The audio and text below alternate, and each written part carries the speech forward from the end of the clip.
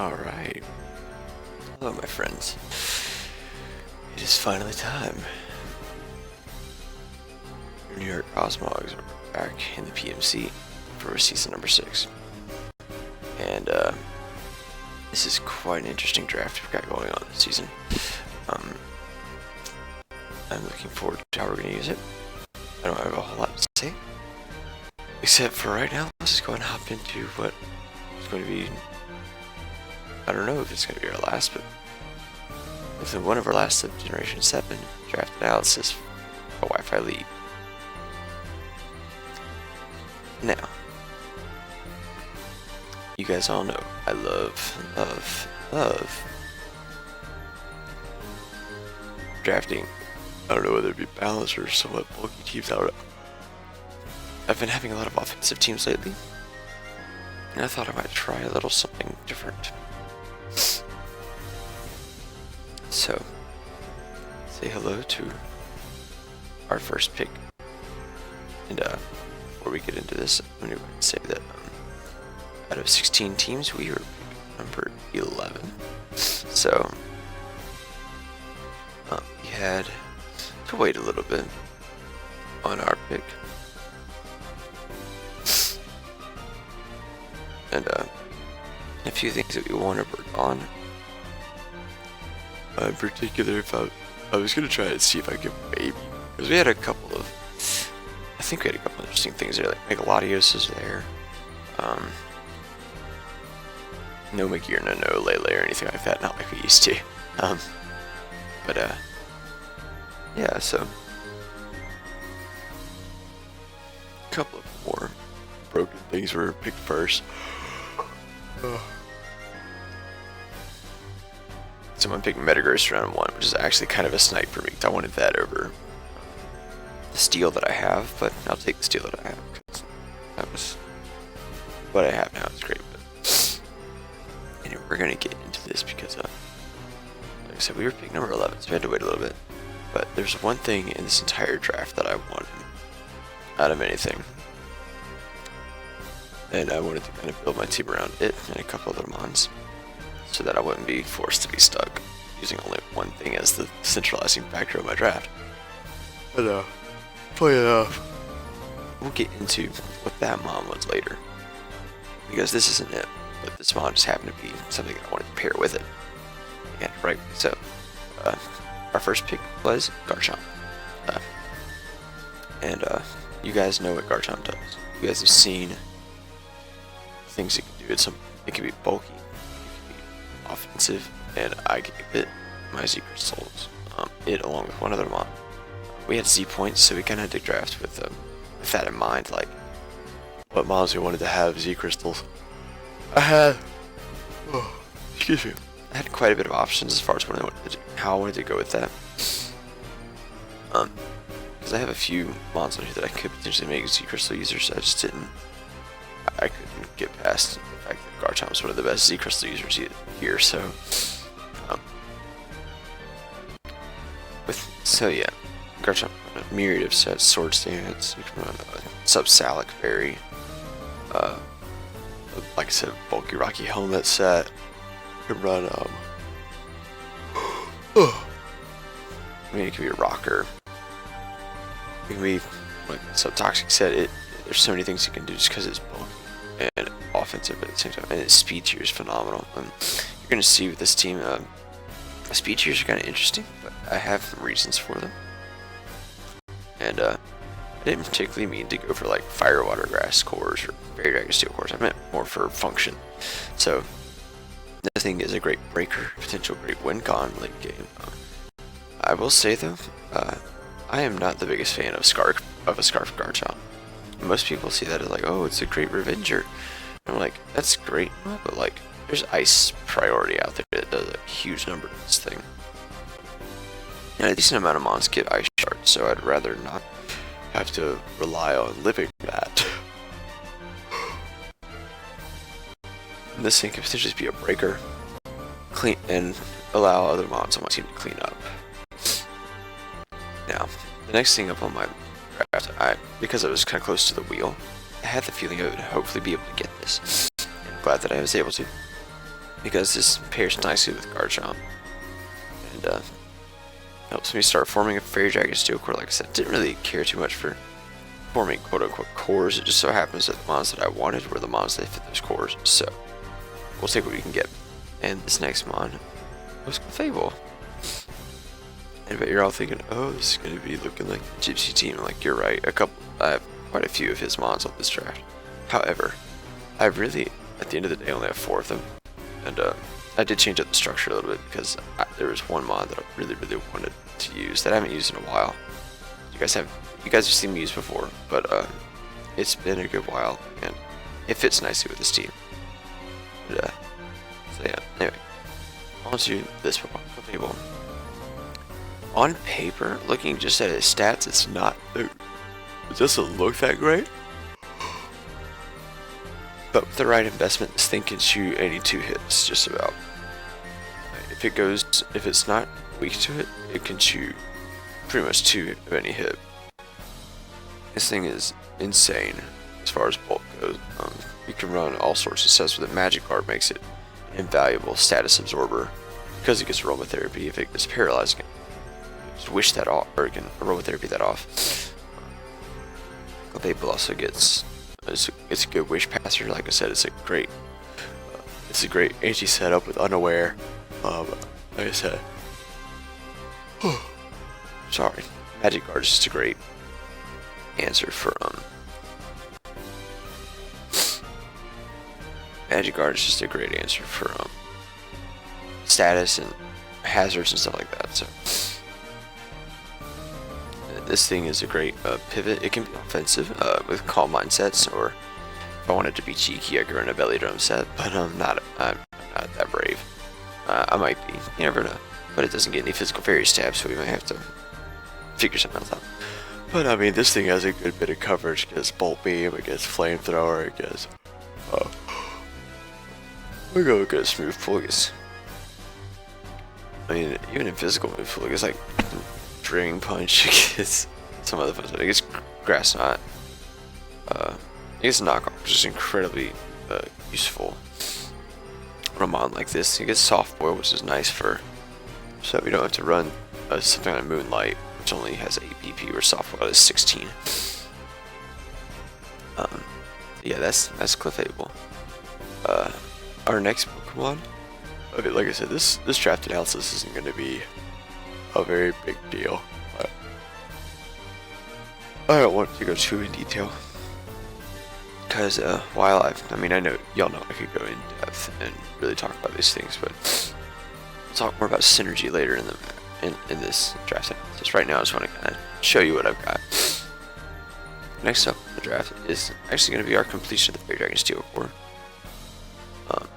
The unintentional one, I should say. I just grabbed this because I really wanted something that could set up spikes and rocks. And if you'll notice, my first 3 mons can set up rocks. Like, once you see the third mon, you'll see it can set up rocks as well. I have a plethora of rockers on this team. I wanted to make sure I had ample options to set up rocks. And this Pokemon is no exception. It also gives me spikes. It gives me utility in a Thunder Wave. It gets Knockoff as well. It gets Leech Seed, which is always nice. And yeah. What else I can say about Ferrothorn? But this thing's speed tier allows him to have some powerful gyro balls. Gives me a nice check to things that threaten Garchomp, and the fact that it now I force things to run certain hidden powers. Either you're gonna run hidden power Fire, which is gonna bounce off Garchomp and a Clef, or Ice, which is gonna bounce off Ferrothorn and Clef, and we can react accordingly with any of these mons. These last 2, Ferrothorn and Clefable, really form a nice defensive core to go with Garchomp's offensive presence. And like I said, with the hazards that I have so far, my team is going to be really pressuring other teams to bring removal, which is essentially, in my mind, it's not a waste of move slot, but it's one less move slot I have to worry about being an offensive attack or some kind of annoying status. And with that in mind, we're going to go into our next Pokemon, which is the captain of the team, the one that I wanted to grab since the beginning of the draft, and since before the draft, I knew I wanted to draft around this Pokemon, or at least get a good portion around this Pokemon. My reason being is because, like I said, it's just such a powerful wall breaker. Look on your draft and see what switches into this mon. There are very few, if anything, that switches into this Pokemon, and that's Mega Heracross. I know y'all saw me use it in APA Season 3, and good old Mega Heracross is back again. And you'll see this thing has a demonic attack stat of 185. It's got a stronger attack than Primal Groudon, stronger attack than Cortana. The only thing that outdoes it, I believe, is Mega Rayquaza. I think this thing is a pain to switch into. Impossible to switch into, if I might add. Just because of its coverage moves and ability and skill link. And on top, and to boot that off, I've got 2 mons that normally would counter Mega Heracross, so we're looking really good here. But no, skilling Pin Missile, skilling Rock Blast, skilling Bullet Seed. I wouldn't run Arm Thrust just because low kick, close combat are stronger. So, my Arm Thrust only is base 15, so 5 hits is only base 75, which seems like I could run Brick Break. And do the same damage. Or I could run Close Combat and do way more damage. The only reason I run Arm Thrust is if I'm going to try to break a sash. But, at that point, I've got Pin Missile, I've got Bullet Seed, I've got Rock Blast. I think I can run Fury Attack if I wanted to.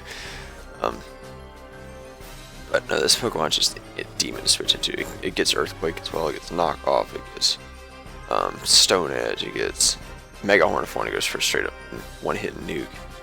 There's just not a lot that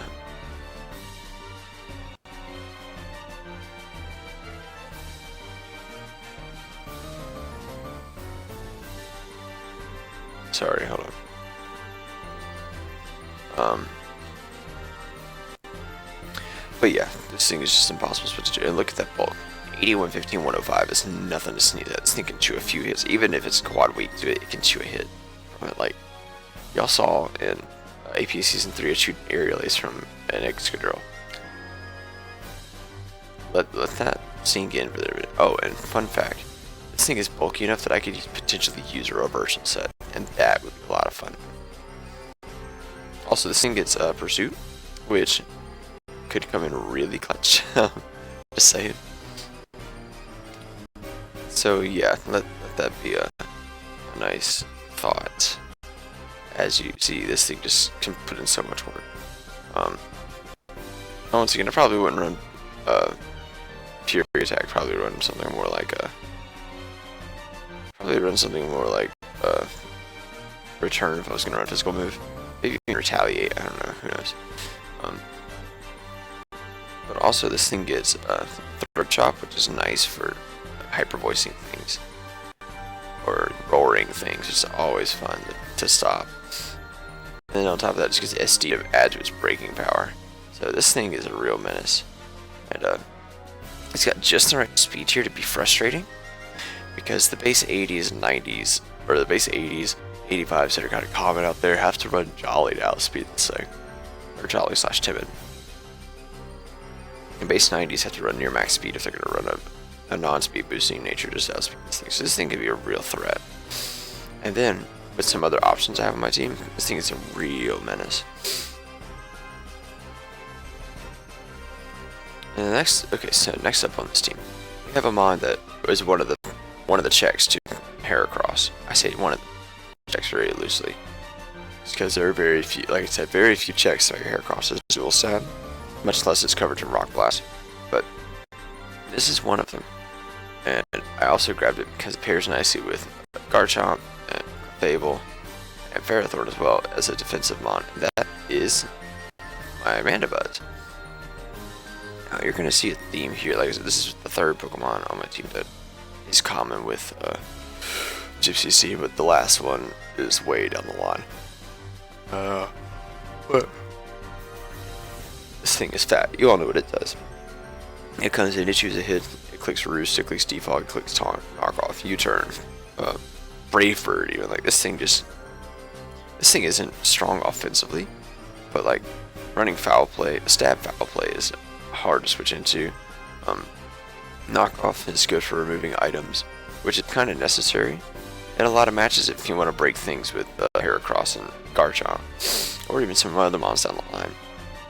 But Mandibuzz is great at doing what it does, and one of my favorite things to run on Mandibuzz is U-turn, because it's just slow enough that it gets me the proper initiative into one of my breakers for free, like Garchomp or maybe Heracross or some of my other mons down the line, which can really put a dent in someone's team.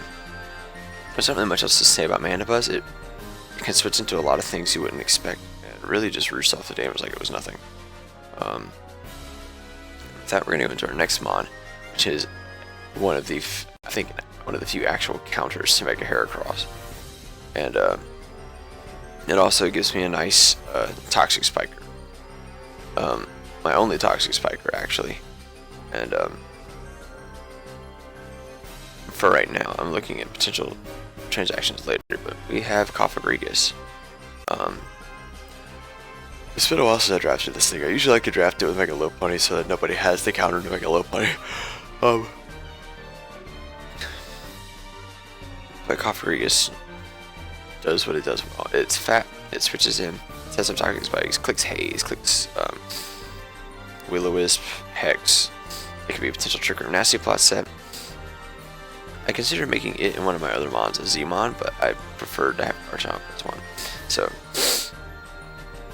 this thing doesn't have the greatest versatility. It has a decent bit of coverage, things like Psychic, Energy Ball. But other than that, really just, if you're going to run a sweeper set, you run Trick Room Nasty Plot with Shadow Ball and HP Fighting. And that just covers everyone's entire team. There's no switch-ins to that. And this thing has the bulk to be able to set that up and win, essentially, with it. The only mon that shuts that down, really, is Mandibuzz. And I've got Mandibuzz, so that's always fun. And I mean, with this thing as a proper bulk, you can run a Resist Berry on it, and all of a sudden it becomes an instant threat. After you've set up a Trick Room, something comes in to try to click Knockoff to kill you, you've got a Resist Berry. And you just click HP Fighting, or whatever have you. If you click Nasty Plot, and they've done that, you can just attack. Get like 2 turns in of damage. This thing could be a potentially good breaker, which is why I wanted some versatility on this team, which is why this thing is here. It can do a lot of things, but I also wanted it mainly for Toxic Spikes, because Toxic Spikes pair really well with Mega Heracross and with Garchomp as well. Now, next up is another initiative mon. Also, this thing is Memento, which is very nice for setting up for things like Garchomp, Mega Heracross, and some other mons down the line. This next mon down the list, I really wanted another rocker. I wanted some more U-turn initiative. And I wanted a actually, I wanted a semi-bulky Psychic that could still be offensive. And I was actually originally going to go for Uxie, but it got sniped from me. Sad day, sad day. I also originally wanted Nihilago on this team, but that's because it pairs almost perfectly with Mega Heracross, both offensively and defensively, switching to each other's weak. The only thing that they share is a Psychic weakness, which Aerothorn and Mandibuzz and some of my other mons do not care about at all. And this mon in particular doesn't care about it, and that is Mesprit. Mesprit is a good old Mesprit is our Sophie for this league, as you saw Megan up there with being Clefable. But Mesprit is a mon I've never used before. You'll notice. Yeah, a good chunk of these mons are mons I haven't used before, or at least mons I haven't used in a long time. Mons that I have used on here so far in recent time is Mega Heracross, Mandibuzz, Cofagrigus. Everything else I either haven't used at all, or haven't used in a long time, a couple years. Mesprit is a mon I actually never used, period. So, this thing's a great rocker. Good Scarfer as well. It's got the speed tier for it. I normally don't like cramming putting the same speed tiers together, but Mesprit and Mandibuzz do different things. Mandibuzz is not going to run super speedy all the time, whereas Mesprit, most of the time, I'm going to go and tell you, would probably be offensive. Just because of the nature of my draft. Mesmer is going to be a lot of times offensive. Also, I just see the need for it to be flat out defensive. Most of the times, just because of how it's looking, it's going to be offensive. And it's got the speed here to be a good Scarfer. It can outspeed base up to like anything base like one. It can outspeed anything up to an adamant base 145. If it's modest Scarf. If it's timid Scarf, it outspeeds everything up to, I believe, let's see. It outspeeds everything up to a base 145 outright. So yeah, that's fun. Yeah, the Mesrid is quite the fun mon to use. Like I said, its coverage is great. It's got Ice Beam. It's got, I believe it gets Thunderbolt. Does it get Thunderbolt? It does. It gets Thunderbolt. It gets Ice Beam, Shadow Ball, Signal Beam. Obviously Psychic. It gets Dazzling Gleam. It gets Energy Ball. It's like, and then but the main things that I really like about this mon is it gets U-Turn. It gets Stealth Rock. It gets Healing Wish. Healing Wish is super nice for things like Heracross and Garchomp that need a second life if they're going to come in and break, and then turn around and can become win conditions later in the game. This thing could be a real menace if all of a sudden I'm like scarfed with Healing Wish and just get into something that can really receive that Healing Wish properly. Now, next up on my list is actually a mon I have never even touched in draft before, and I'm dying to use it because it's just got the power and it's got the right presence to really give a team an interesting look without people really knowing what to do about it. So it's got the speed tier that outspeeds a lot of things that you don't really anticipate. So it really creates problems for people when they're drafting, or not drafting but building, because its speed tier is just wacky enough that it makes people have to run certain spreads. It's enough of a threat that you have to outspeed it. And that Pokemon is Salazzle. I actually don't want it shiny, funny enough. I like it better dark, but this thing has the right special attack stat, the right speed stat to be a nuisance. And it has the right HP stat to actually live a hit. I know its typing is atrocious as far as defensive, but offensively this thing is actually a real problem. Very few things switch into Poison and Fire. The only thing being Rock, and I'm pretty sure this thing... See, this thing doesn't get Grass Knot or anything, but it sure as heck gets stuff like... I mean, you can run HP Grass pretty easily. But the biggest things that I see on this thing are that it gets things like Fake Out, which pairs really nicely with Toxic Spikes. Its ability, though, is what makes it. Corrosion allows me to Toxic Poison types and Steel types. And being a Poison type, I never miss Toxic. So that's really clutch. And on top of that, it gets Nasty Plot, meaning that I can run a Nasty Plot set with a Sludge Wave, Flamethrower, Coverage Smooth, either Hidden Power or Dragon Pulse or something of that nature, and this thing just can be real problem. And on top of this is another knockoff mon. You'll notice on my team I have a lot of knockoff spammers. I got Clef, Ferrothorn, Heracross, Mandibuzz, Cofagrigus, Mesprit, Salazzle, and I've got one other mon that is knockoff on this entire draft, which is really good because that really helps not only with the scouting aspect of the game, but also just for removing or setting up the rest of my team to win by removing certain items that could stop it. And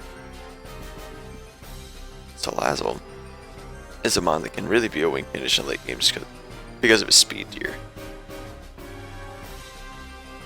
Just of his speed tier alone.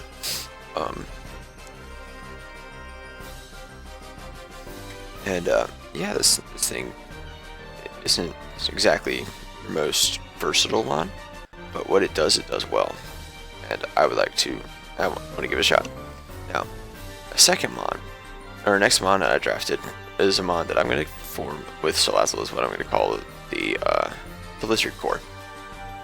This Pokemon is another U-turn mon. This Pokemon is also a Volt Switcher, and it is one of my 2 water immunities, which my team has very little switch-ins to at the moment. So it's kind of nice to have these on deck to help out with Salazzle, anything else that really just does not want to chew a water move besides Ferrothorn. And that's Heliolisk. Heliolisk gives me a nice speed tier between Salazzle and Garchomp, and it gives me another viable Scarfer, a great spec user, and its Spidef is deceptive in that I can use its Spidef to really punish things that think that they can kill me in a shot, and all of a sudden I've got either I can run like an Assault Vest that can really chew a hit, or can invest enough to where I live a hit and just do the damage that I need to back to guaranteed kill things. This thing resists most forms of priority, with things being normal. Okay, not most forms. It resists Steel and it's immune to Aqua Jet. But on top of that, this thing can abuse almost any kind of weather. This thing can abuse sun. It can abuse it can abuse sun. It can abuse sand, and it can abuse rain very easily. And I really like that this thing can can abuse that. On top of that, like I said, its speed tier is really nice because it's not too slow. Like it ties with Kartana, which is nice because I mean it's just forced to run. Anyone who's running Kartana is essentially forced to run max speed just to get past me. But then I've got Salazzle in the back that can really just punish that. There's not a whole lot to say about Heliolisk. Like I said, it's got the offensive presence to really help me break or be a win condition late game just because of his speed tier. It's not really the great. I don't think it gets set up. But kind of does it gets agility. That's nice. It also gets Glare, which can really come in clutch. Now look at that. Let's see, what else does this thing get? This thing get. Oh, hello. Yeah, U-turn. It gets.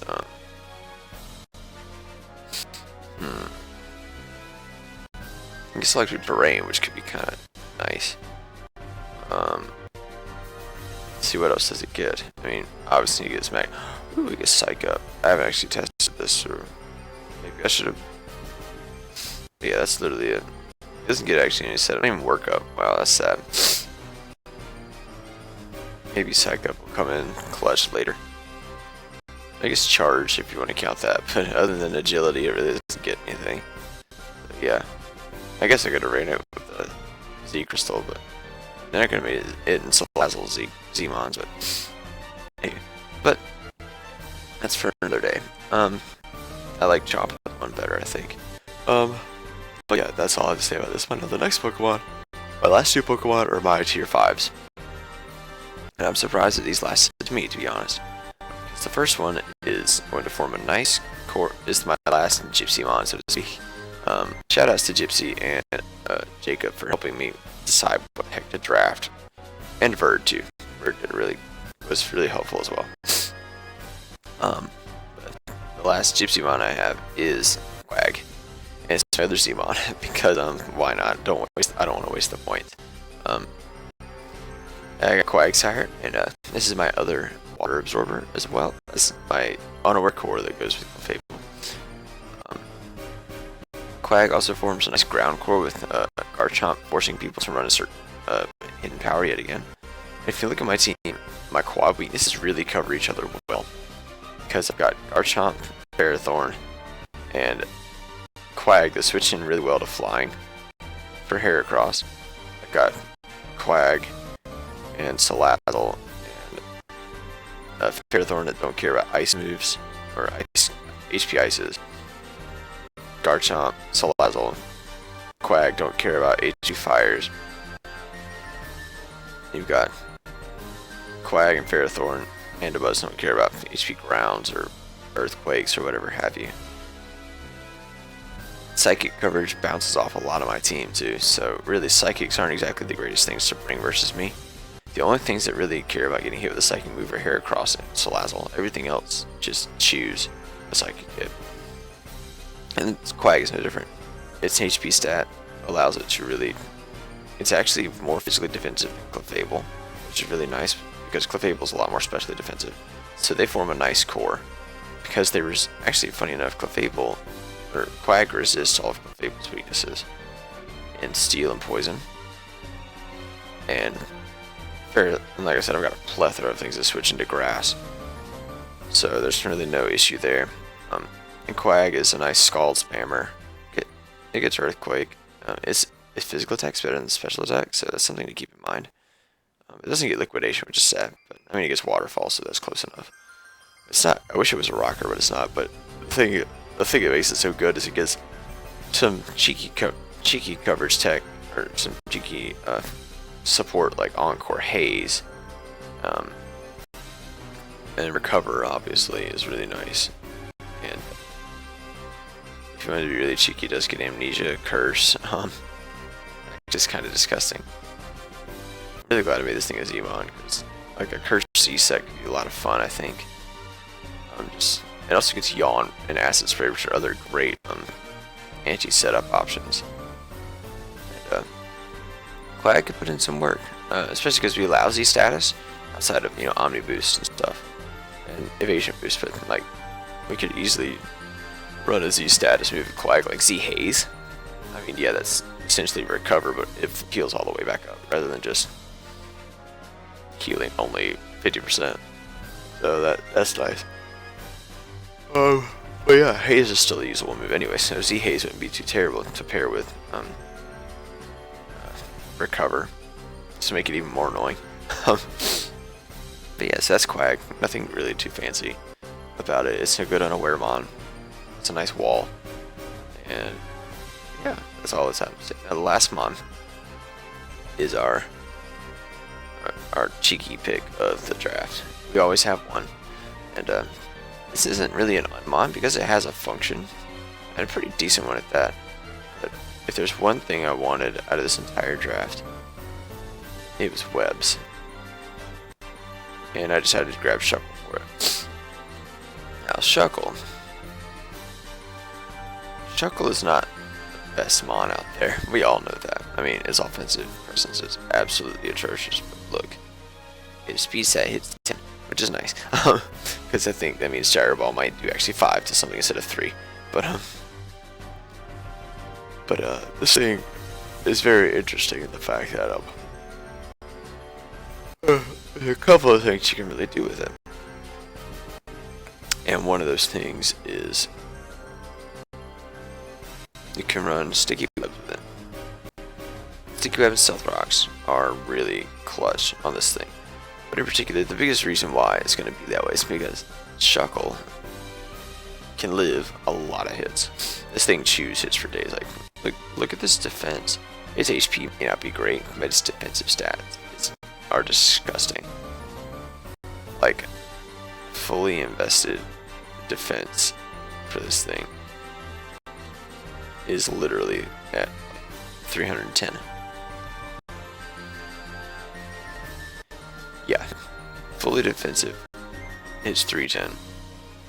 There's no reason not to run like a spread like this. There's really no reason to run a spread other than this most of the time. So this thing can be a really big nuisance, and just to have it come in and do something like set up webs, set up rocks. Encore something, it can Final Gambit, which is really clutch. Knockoff is my other knockoff spammer. It can Infestation trap things, and I lose Infestation and set up webs, rocks, and then Final Gambit out, and then get into something that can really set up on the mon that I've trapped.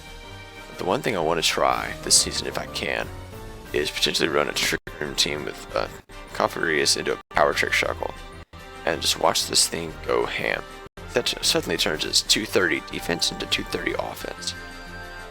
And under Trick Room, this thing would literally be killing everything with Gyro Ball.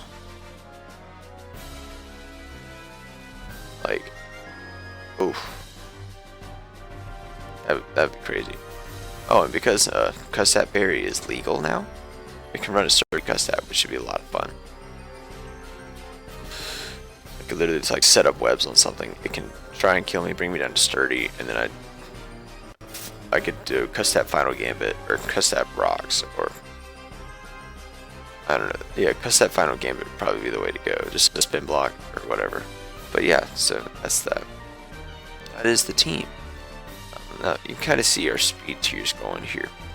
So look, you got like, if you look, our speed tiers are kind of, in a way they're kind of crammed, but in a way they're not. Like you've got base 102, base 60, 20, 75, 80, 30, 80, 117, 109, 35, and 5. So we have a decent speed gap between Clefable and Quag, and a decent speed gap between Mesprit and Chomp, actually. Ooh, that's a big speed gap. I need to fix that. Do I need to fix that? Yeah, I need to fix that. But on the upside, these speed gaps are kind of structured intentionally so that I can essentially know what kind of spread they're from. Because if you don't run, like, I know my team has some bad speed gaps I could probably fix. The lower speed gaps are not a huge issue. It's the higher speed gaps, like between the 80 and the 102 is kind of a problem. I was gonna, like I said, try to grab Uxie. That would have fixed that speed gap, no problem. But we may want to look into some other stuff. Anyway, that is all for me for now. Make sure you check out the other coaches' draft analyses, and I'm looking forward to week 1 match where we face Kurt, aka just Kurt, coach of the British Herdiers, with the scary Landers Therian, Latios, and Alola Ninetales team. Yeah, we're gonna have fun with that. Thank you guys so much for watching. I'll catch you guys week 1. Bye guys.